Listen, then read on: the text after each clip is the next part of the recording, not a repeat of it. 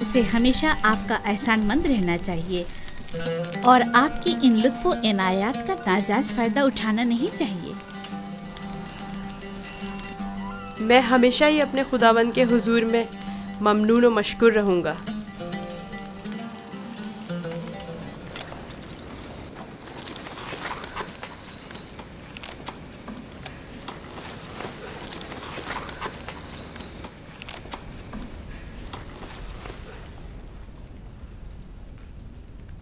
इक़्तिदार मिस्र अबदी नहीं है। जालिम हुक्मरान हमेशा नहीं रहेंगे। मिस्र में लोगों के मयार उलट जाएंगे और गनी मोहताज की जगह ले लेंगे।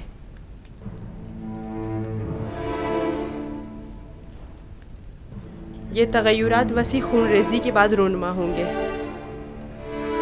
महलों के उमरा अपने अपने ग़ुलामों से हाथ धो बैठेंगे। अहले मिस्र आमोन की परस्तिश करना छोड़ देंगे।